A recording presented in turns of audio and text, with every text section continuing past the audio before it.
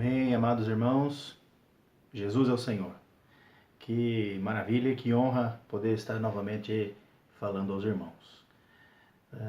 Estou com saudade de reunir com os irmãos e essa é uma maneira de a gente estar próximos, né? Eu espero que esta mensagem, ao chegar aos olhos, aos ouvidos dos irmãos, os encontrem gozando de plena paz e desfrute do nosso maravilhoso Deus. Eu gostaria também de dizer, irmãos, que vocês, os irmãos que estão assistindo, todos os irmãos que se reúnem como a igreja em Cosmópolis, recebam através dessas mensagens, através daquilo que a gente posta, com bastante debilidade, né? Você vê que como nós somos limitados, né? Vocês conseguem perceber a nossa limitação, né? Uns dos outros, como nós somos limitados. Mas que vocês percebam, irmãos, o cuidado que cada santo, quando posta alguma coisa, está tendo para com os irmãos. O labor da palavra, o esmero em labutar numa palavra para que esta chegue aos irmãos e possa suprir as necessidades dos irmãos. Está tendo muita palavra por aí, né? Muita coisa sendo falada aí. Mas nós temos uma palavra profética, nós temos uma palavra fundamental que nos dá a base para poder seguirmos, né, rumo a um alvo definido. O que diferencia a vida da igreja dos grupos cristãos é que nós temos um alvo definido, irmãos. Nós temos uma meta e um objetivo. A nossa meta inicialmente é cumprir Romanos 11:25, que diz que até que se cumpra a plenitude dos gentios para que o Senhor volte. Então a nossa meta é evangelizar as pessoas para que o número dos gentios se cumpra e o Senhor volte. Essa é a nossa meta, trazer o Senhor de volta. E o nosso objetivo? O nosso objetivo é reinar com o Senhor. Então, irmãos, nós estamos bem claros e definidos naquilo que a gente quer. Você está claro e definido naquilo que você quer? Você quer trazer o Senhor de volta e você quer reinar com Ele? Então essa é a meta. Nós não estamos aqui simplesmente por causa da salvação. Eu digo simplesmente porque a salvação é um processo que vai culminar em algo maior, mas você só pode desfrutar desse maior por causa da salvação. Então, a palavra hoje, ela reflete o cuidado. A palavra esses dias todos, né, desses meses de pandemia, Senhor Jesus, tem misericórdia de nós, ela vem refletindo, irmãos, o cuidado que cada um dos santos tem pelos irmãos. E isso é maravilhoso, irmãos. A gente precisa desfrutar disso, do cuidado dos irmãos. Com muita debilidade, é óbvio, né? Devido às à nossa correria, à nossa fraqueza, mas é em fraqueza que o Senhor pode se manifestar. A mensagem dessa semana, né, a última mensagem desse volume do Alimento Diário, é uma mensagem, não tem o que falar, é igual a todas as outras, extremamente rica, cheia de pontos maravilhosos. Eu quero abordar aqui alguns pontos mais profundos, outros mais superficiais, porque vocês desfrutaram também, né? É uma outra coisa, irmãos, que eu gosto bastante de frisar, né? Nós precisamos aprender a viver a vida da igreja. E a vida da igreja é um lugar em que você é levado a produzir o seu próprio alimento. Você é levado a cumprir João 7, 38, 39, 40. Uma fonte viva a jorrar adentro de você. E você precisa fazer essa fonte fluir de dentro de você. Fazendo essa fonte fluir, você se saciará e saciará aqueles que estão ao seu redor. Esse momento de pandemia está mostrando isso para nós. Está se prolongando. E eu realmente espero que os irmãos consigam desfrutar, consigam extrair desfrute daquilo que vocês têm em si mesmos. E possam experimentar o Senhor também nessa situação. Mensagem dessa semana: a minha graça te basta. Minha graça te basta, baseado numa comunhão íntima que Paulo teve com o Senhor. E ele, apresentou ao Senhor uma questão, né? Ele tinha um espinho na carne, não vamos entrar no mérito do espinho, mas no mérito daquilo que o Senhor disse para ele. Ele pediu para o Senhor remover aquilo que ele tinha, e o Senhor disse: a minha graça te basta. Então, irmãos, muitas vezes é melhor ter um espinho na carne e ficar cheio de graça do que retirar o espinho e ficar sem graça. Tem muita gente sem espinho que não tem graça nenhuma. Então, se você tem um espinho aí, cada um sabe o espinho que tem. Hoje, a palavra rema para o espinho é: olha aí no seu viver o que é o espinho na sua carne. Esse espinho está aí para que você possa desfrutar a graça misericordiosa de Deus. Essa semana, nós podemos dividir essa semana em 4 tópicos. Se você olhar o alimento diário, nós podemos dividi-los em 4 tópicos. Primeiro tópico: o ministro não ser autossuficiente. Nós não somos autossuficientes. Pelo contrário, nós somos totalmente dependentes. O segundo tópico, esse primeiro tópico é de segunda-feira. Terça, quarta e quinta, ele fala sobre seguir a vontade do Senhor, cumprir a vontade do Senhor. Na sexta-feira, ele fala sobre a simplicidade e a obediência. Tudo relacionado ao viver do ministro. E no sábado e domingo, ele fala sobre a formação de um ministro. Olha, irmãos, que algo completo. Ele não é autossuficiente, ele só pensa em exercer, cumprir e entregar a vontade do Senhor feita. Ele é simples, não tem complicação, obediente à palavra, e ele tem uma formação. Isso representa hoje, na vida da igreja, um ministro da nova aliança.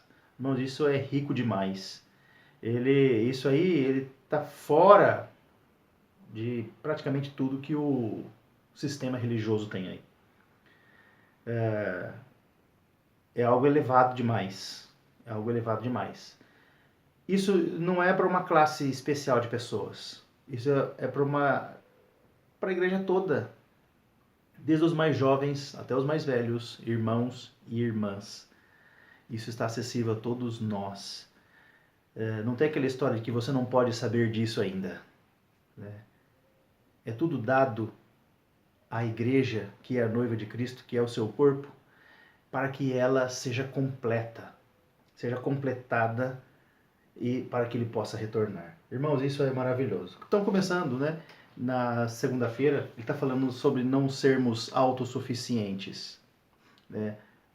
Já vimos vários versículos durante essa semana, que fala da suficiência que vem de Deus. Paulo provou na sua carne que ele, sendo fraco, então é que ele é forte. Até mesmo ensina os irmãos, ele vem ensinar os irmãos, antes de falar sobre os dons, antes de falar qualquer coisa aos coríntios, ele ensina aos irmãos que eles precisam ser dependentes do Senhor e que eles precisam invocar o nome do Senhor. Invocar o nome do Senhor, essa dependência extrema, é uma marca registrada de um ministro.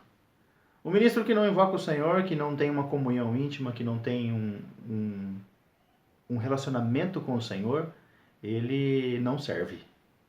Ele não serve.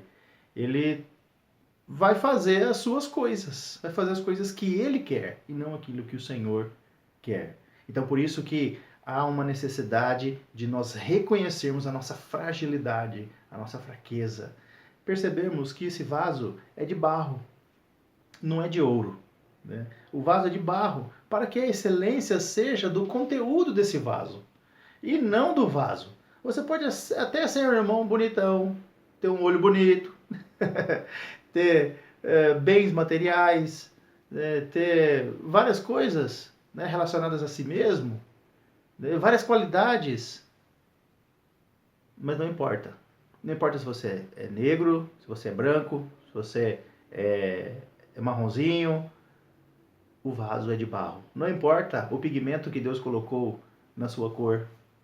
Não importa o que Ele colocou nesse vaso que você é. o vaso é de barro. Sabe por quê que é um vaso de barro? Para que a excelência seja do tesouro. Então vamos deixar esse tesouro aparecer. Mostrar esse tesouro. Isso, irmãos, é maravilhoso, né? O Senhor está nos ensinando dia a dia a sermos esses ministros da nova aliança. Sigamos essa visão profética, irmãos.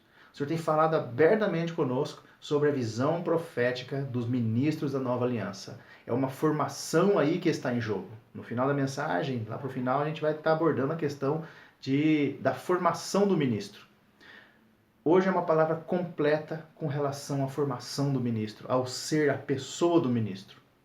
Né? Então, esse vaso é de barro. Tem várias recomendações, vários itens nessa segunda-feira. Né? Eu anotei alguns itens, vários itens aqui. Né? Nós não somos autossuficientes, precisamos invocar o nome do Senhor. Essa é uma das marcas do ministro da nova aliança. 2 Coríntios 3,5, né, que ele está falando que a nossa suficiência vem de Deus, né? 2 Coríntios 3,5. Nós vamos ler alguns versículos aqui daqui a pouco, irmão, para a gente ir remindo o tempo, né? 3,5, ele diz assim, ó, não que por nós mesmos sejamos capazes de pensar alguma coisa. Ele não se considerava nem capaz de pensar alguma coisa. Quando ele via a riqueza da obra de Deus, a riqueza dos pensamentos de Deus, qualquer pensamento era levado cativo por Cristo. Qualquer pensamento. Então, essa é a nossa missão, irmãos. Transmitir a todos os santos a intenção de Deus. Quando essa intenção cai no nosso coração, na nossa mente, todos os nossos pensamentos são levados cativos. E nós só temos uma reação, é nos prostrar diante de Deus. É prostrarmos diante do Senhor. Né? Pensar alguma coisa, como se partisse de nós. Pelo contrário, a nossa suficiência vem de Deus. Então, até os nossos pensamentos precisam passar pelo Senhor, precisam ser do Senhor. Além de reconhecer a nossa insuficiência, nós também reconhecemos que somos dependentes uns dos outros. Reconhecer que eu dependo de você, irmão, não é uma fragilidade. É um princípio cristão e é um princípio que está na vida da igreja, na vida do corpo. O corpo expressa muito bem, né, a realidade da igreja. O Senhor, quando fez essa analogia do corpo e da igreja, ele tinha em vista exatamente isso, que os membros cooperam uns com os outros. E quem é mais importante? Fala para mim quem é mais importante. Que membro que você pode descartar? Nenhum membro pode ser descartado. Porém, cada membro tem a sua função. É muito importante que saibamos, irmãos. Né? O irmão Eduardo falou esses dias a respeito das funções. Falou que tem um irmão que serve na água, o irmão que serve na recepção, o irmão que serve no ministério da palavra. Nós precisamos perceber que às vezes precisa de um irmão fazer coisas a mais. Mas isso não deve ser uma regra e não deve ser sempre assim. À medida que os irmãos vão chegando, cada um vai tomando o seu lugar no corpo. À medida que o olho começa a enxergar, ele vai tomando a visão. À medida que a mão começa a desenvolver as suas habilidades, ela já não precisa mais da mãe para ajudar, mas ela já começa a fazer as coisas sozinhas. Então, irmãos, assim que nós amadurecemos no corpo, as nossas funções vão sendo gradativamente exercidas. Então, irmãos, no passado houve irmãos que faziam de tudo, né? E parecia que precisava de um irmão que fazia de tudo, né? Mas nem sempre você precisa fazer tudo. Se você fizer só aquilo para que você foi chamado, você já coopera na igreja com os irmãos. Você já coopera com o Senhor naquilo que você foi chamado. Então, nós precisamos perceber, irmãos, que na igreja é totalmente diferente do mundo. No mundo, você é chamado porque você é capaz. Então, chama aquele lá que é capaz. Lá todo mundo que trabalha, né? E se você não é autônomo, você trabalha em empresa e você sabe que você é escolhido e pela sua capacidade. Você é chamado pela sua capacidade. E todos os lugares funcionam assim. Mas na igreja não. Você é chamado pela sua incapacidade. Quanto mais incapaz você for, mais usado você será. Quanto mais dependente dos outros, do Senhor você for, mais usado você será pelo Senhor. Puxa, isso vai na contramão, irmãos, de tudo que nós temos visto por aí. Vai na contramão de tudo que nós vemos, tudo que nós assistimos, tudo que nós contemplamos com nossos olhos no mundo. E por isso que é a vida da igreja. Por isso que é a obra de Deus, né? Na igreja é totalmente ao contrário do mundo. O mundo, quem é mais capaz é que manda. Na igreja, a autoridade é dada para o mais submisso. O Senhor não precisa que você manda aqui. O Senhor precisa que sejamos submissos. Submissos a Ele, submissos aos irmãos, considerando os irmãos, né, outro princípio do ministro, considera os outros superiores a si mesmo. Irmãos, uma vida da igreja assim, se eu considerar você a mais que eu sempre, e você se considerar a mim mais que você sempre, nunca haveria problema. Nunca haveria problema. Então, nós precisamos interiorizar isso. E só a vida de Deus é capaz de nos transformar a tal ponto. E é por isso que nós precisamos continuar assim, nessa batida. Ouvindo o Senhor, invocando o Senhor, seguindo na sua palavra. Amém? Então, precisamos de todos os santos. Né? Precisamos de todos os santos. Em Romanos 12, né, ele fala sobre o serviço aqui, no versículo 5 ao versículo 8. Né? Eu não vou ler aqui para a gente remir o tempo, que eu vou ler alguns outros versículos agora para tomar um pouquinho de tempo. Então, ele fala da coordenação do corpo. Você pode ler na sua Bíblia aí, Romanos 12, do versículo 5 ao versículo 8, que ele fala do que serve, do que exerce misericórdia, né? Daquele que distribui. Esses versículos eles falam sobre o serviço aos santos, o serviço à igreja. Então, se cada um exercer isso com alegria, a vida da igreja crescerá. Né? A vida da igreja crescerá. Uma outra característica, né, irmãos, que está ali em Romanos 12 também, né? Isso é muito importante a gente frisar, né? Nós podemos cair em dois extremos, né? Um ministro da nova aliança, ele não pensa além do que convém. Né? Ele não é autossuficiente. Pensar além do que convém dá uma falsa sensação que nós somos alguma coisa. Então, eu penso de mim, suponhamos que eu penso de mim que eu sou muito bom. E não é verdade isso, todo mundo sabe. Né? Outro irmão pensa também que ele é muito bom. Isso é pensar além do que convém. Mas há outro erro também, isso é normal. Né? Pensar que é bom é normal. Né? Mas com o tempo e as experiências e as quedas, essas experiências, né, nos últimos dias, né, dessa semana, ele fala sobre essas experiências. Essas experiências servem para ajudar os outros no futuro. Por isso, uma pessoa mais de idade, quando chega para você e te orienta, é porque provavelmente ele já passou por essa situação. Então, nós precisamos ouvir a experiência. E esse é um dos requisitos do ministro, nós vamos ver daqui a pouco. Mas não só pensar além, pensar a quem. Pensar que eu não tenho capacidade. Né? Isso, autocomiseração, também pode ser uma forma, irmãos, de você, como que eu posso dizer, achar que não serve para a obra de Deus. Achar que você não presta, mas também, por outro lado, dá a sensação de que você não confia na obra de Cristo na cruz. A autocomiseração é uma ideia que a pessoa tem de que não há salvação para ela. Não há nada que possa ser feito que ajude essa pessoa a trilhar o caminho. E isso é mentira também. Isso é pensar além. Você não serve para nada. Não serve para nada, não vou fazer nada. Se eu fizer, vai ser tudo errado. Não. O que a gente precisa é coordenação com o corpo. É um dos itens. É estar coordenados com o corpo, seguindo junto com o rebanho. Né? E pensar a quem, né? Ou pensar além, está associado a não ter uma mente renovada.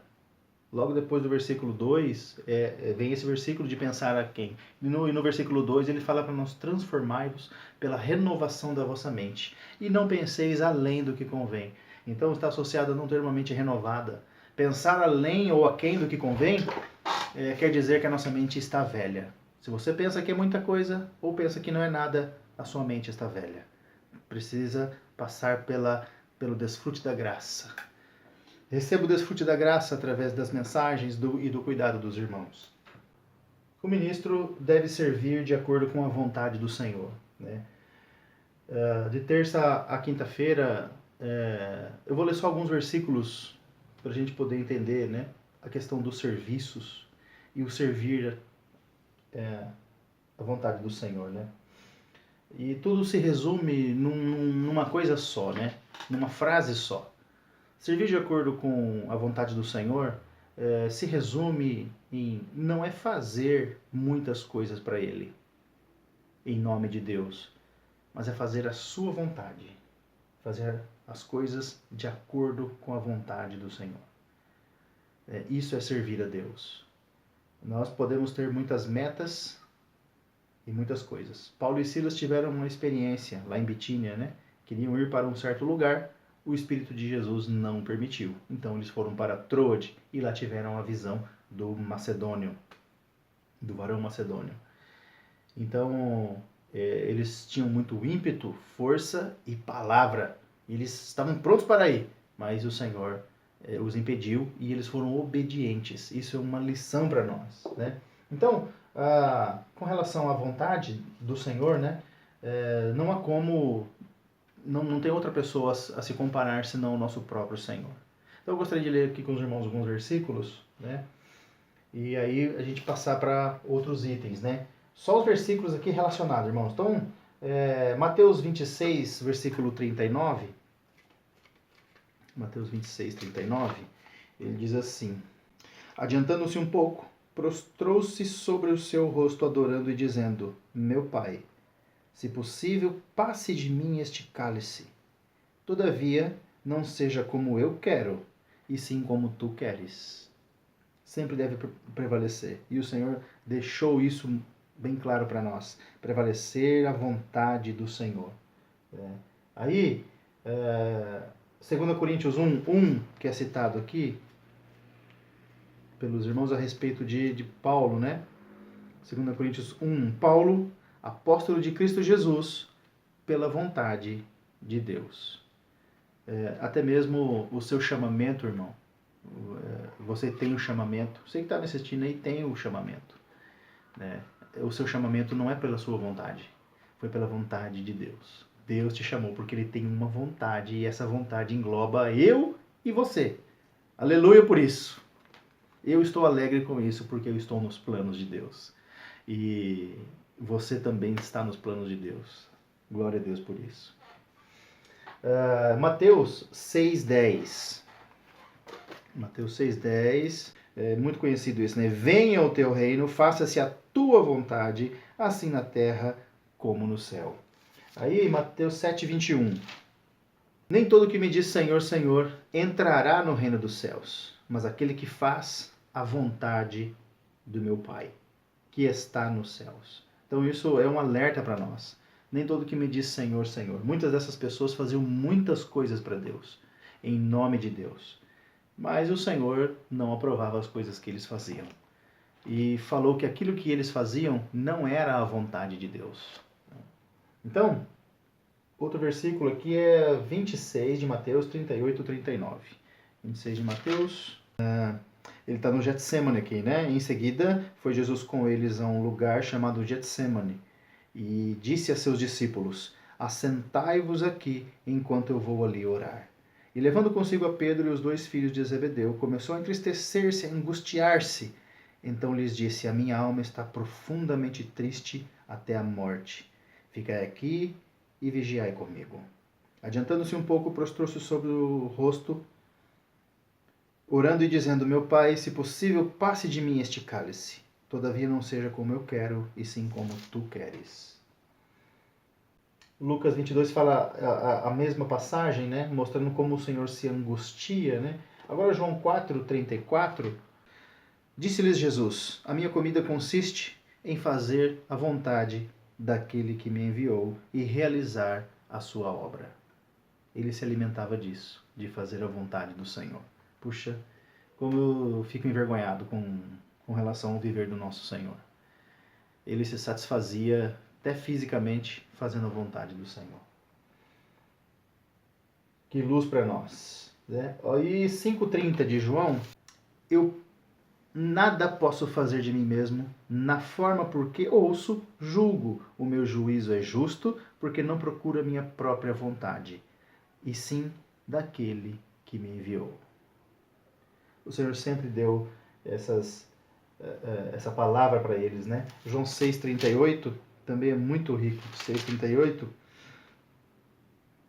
Porque eu desci do céu não para fazer a minha própria vontade, e sim a vontade daquele que me enviou. Atos 13:22. E tendo tirado a este, levantou-lhes o rei Davi, o qual também, dando testemunho, disse: Achei Davi, filho de Jessé, homem segundo o meu coração, que fará toda a minha vontade. Então esse é o testemunho, né, que está na palavra a respeito de Davi, que fazia a vontade do Senhor, por isso foi chamado um homem segundo o coração de Deus. E Romanos 12:2, ele: não vos conformeis com este século, mas transformai-vos pela renovação da vossa mente, para que experimenteis qual seja a boa, agradável e perfeita vontade de Deus. Experimentar a vontade de Deus é bom, agradável e perfeito também. Outras traduções diz que experimentar a vontade de Deus é bom, agradável e perfeito. Aqui diz que a vontade de Deus é boa, agradável e perfeita. Tá tudo certo. Não tem nada errado aqui. Tá tudo certo. Os dois sentidos dessa palavra está totalmente certo, né, irmãos? Agora, é bastante complicado, né, essa questão, né, de como saber a vontade de Deus, né? Então, eu fui muito ajudado por um livro no passado, e ele falava a respeito da vontade de Deus. Eu não me recordo o livro do irmão agora, mas eu lembro muito bem isso, né? Esse é um assunto de um desses dias, e eu sei que isso é bastante complicado, e todo mundo se questiona e queria saber uma fórmula mágica para saber a vontade de Deus. Quem não queria, né? Quem não queria saber, né? No Antigo Testamento, a questão dos reis, a questão das pessoas, era só consultar o profeta. O profeta tinha diz que Deus direto ali, ele falava e no outro dia ele voltava com a resposta. Deus falou isso, isso, isso. É para você fazer isso, isso, isso. Então parecia mais fácil lá, né? No Antigo Testamento. Mas o Senhor nos incumbiu agora. Cada um de nós tem uma responsabilidade de falar, né? De poder expressar, poder senti-lo e manifestá-lo às pessoas. Então, como saber a vontade de Deus?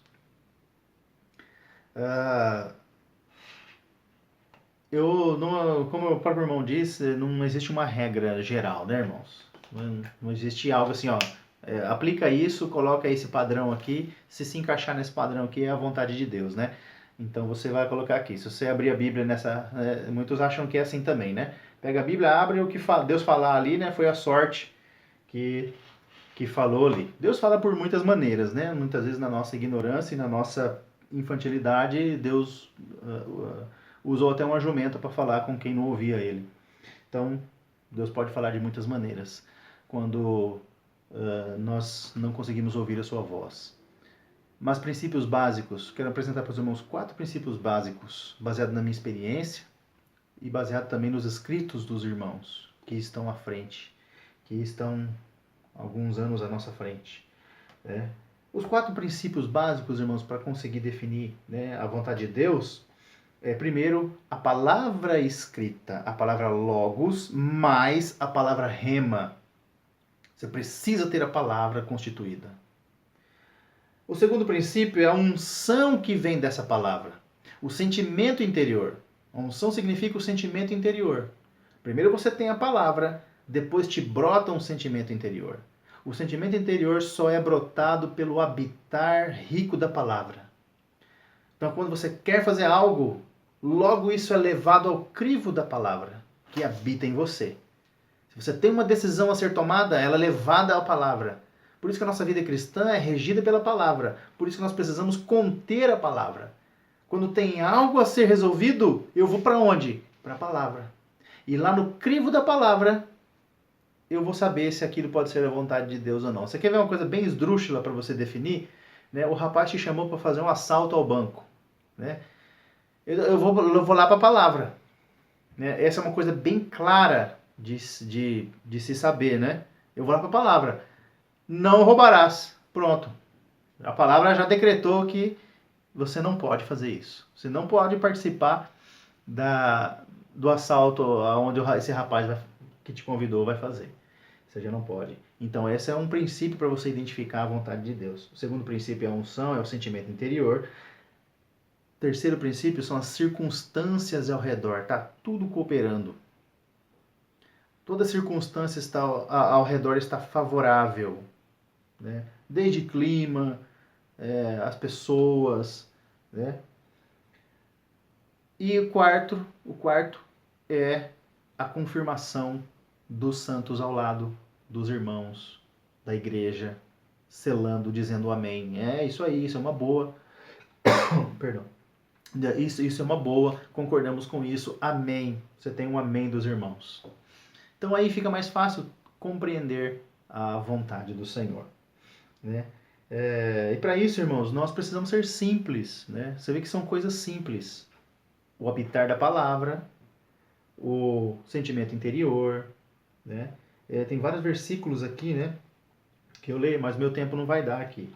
Então, para a gente passar, né, adiantar, para não perder o tempo, né, nós precisamos ser simples. 2 Coríntios 11, versículo 3, ele fala da serpente que enganou Eva, e Paulo tinha um receio de que eles fossem apartados da simplicidade devidas a Cristo. Eles estavam contaminados com alguma coisa. Os coríntios já estavam com a cabeça sendo feita por alguma coisa e eles estavam se apartando da simplicidade devida a Cristo. Romanos 1,5. Por intermédio de quem viemos a receber a graça e apostolado por amor do seu nome para a obediência por fé entre todos os gentios. Então ele fala da fé e da obediência, né, e da simplicidade.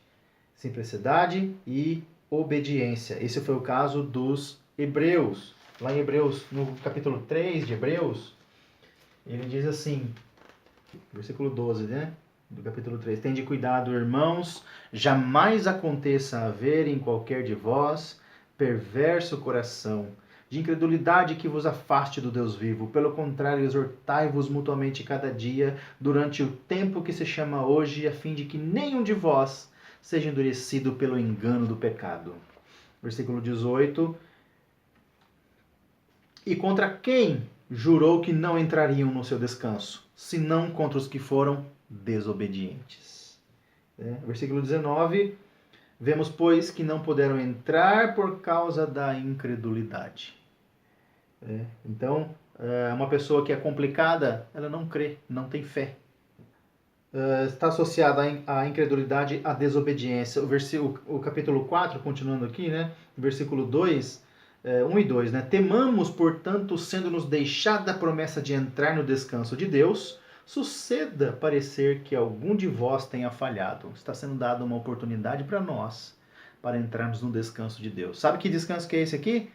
É o ano sabático, é o milênio que está por chegar. Então, temamos, portanto, sendo-nos deixada a promessa de entrar no descanso. Eles falharam lá no descanso. Nós estamos recebendo essa palavra agora. Não podemos falhar. Sabe por quê? Porque também a nós foram anunciadas as boas novas, como se deu com eles. Você está recebendo as boas novas aí? Eles também receberam lá no passado. Como se deu com eles. Mas a palavra que ouviram não lhes aproveitou, visto não ter sido acompanhada pela fé naqueles que a ouviram. Nós, porém, que cremos, entramos no descanso conforme Deus tem dito. Assim jurei na minha ira, não entrarão no meu descanso, embora certamente as obras estivessem concluídas desde a fundação do mundo. Por causa da incredulidade, eles não entraram no descanso. Passando para a última parte, irmãos, do dos 4 tópicos, nós falamos sobre o ministro não ser autossuficiente, o ministro servir somente na vontade do Senhor e o ministro ser simples e obediente. Agora é a formação de um ministro, que envolve basicamente 4 itens principais. Primeiro, ter a clareza do seu chamamento. Você tem clareza do seu chamamento? E eu creio que você que está assistindo, me ouvindo, tem clareza disso. Você foi realmente chamado pelo Senhor. Você tem clareza que você tem uma incumbência no corpo de Cristo? Se não tem, tem agora. Você tem uma incumbência no corpo de Cristo. E não é pouca coisa. O segundo item é ser constituído com a palavra fundamental e com a palavra profética.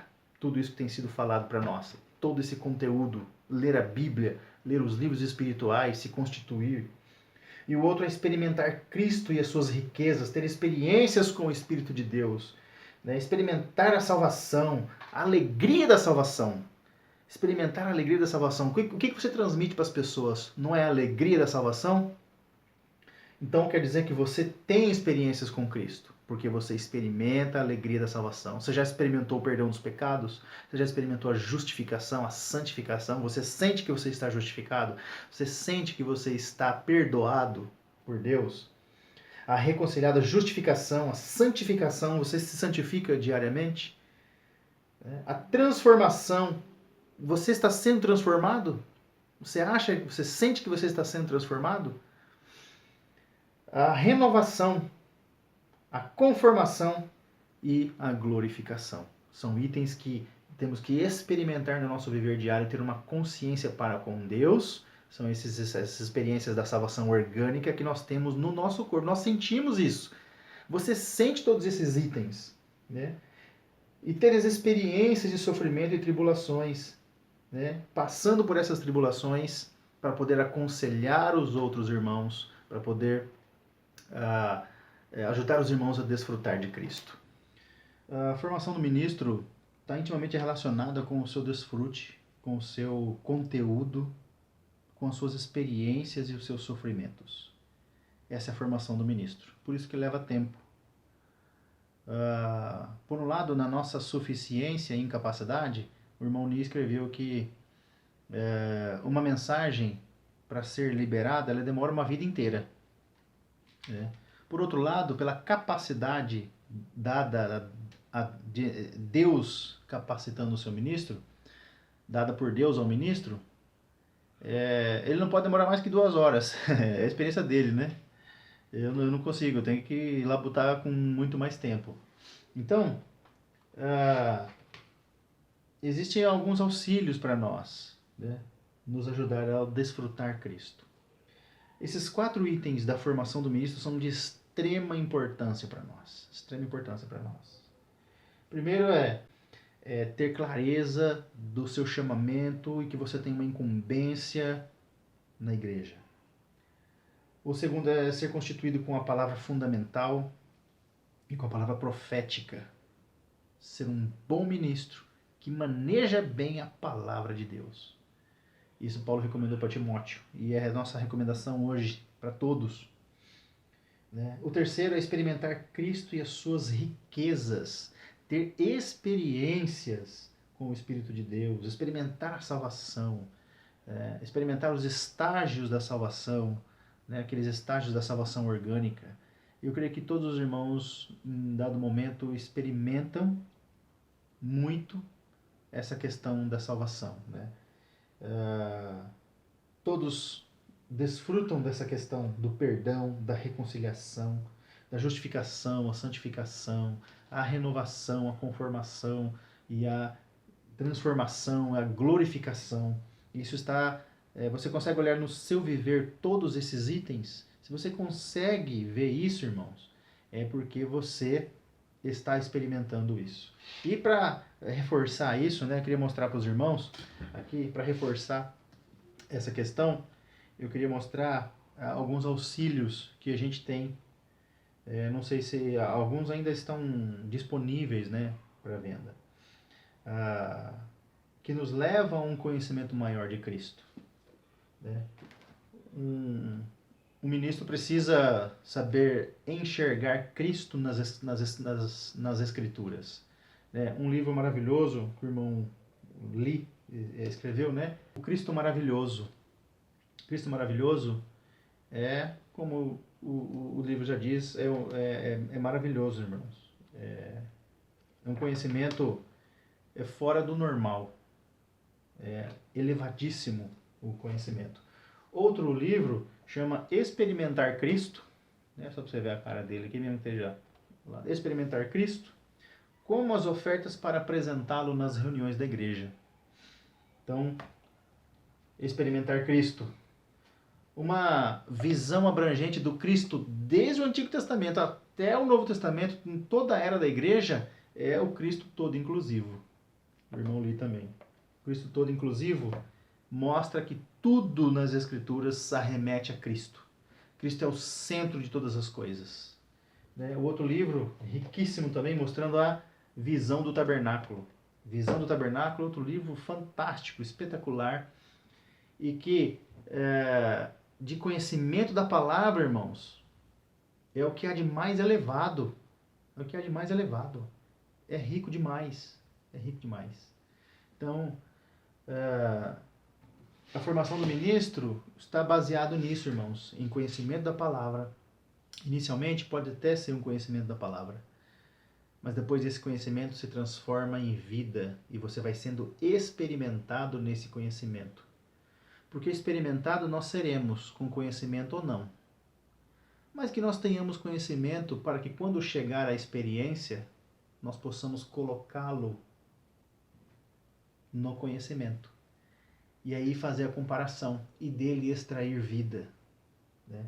Na nossa vida conjugal, na criação dos filhos, na nossa vida social, no emprego, na nossa vida familiar, tudo, em todos os ambientes, nós seremos provados. Então nós precisamos estar prontos, aptos a reter a vida e receber a graça que nos basta. Amém? Irmãos, perdão, o tempo passou aí e eu estendi um pouco, mas que o Senhor abençoe todos vocês. Tenham um início de semana ótimo, né? E vamos desfrutar do Senhor. Em breve nos encontraremos. Amém? Jesus é o Senhor.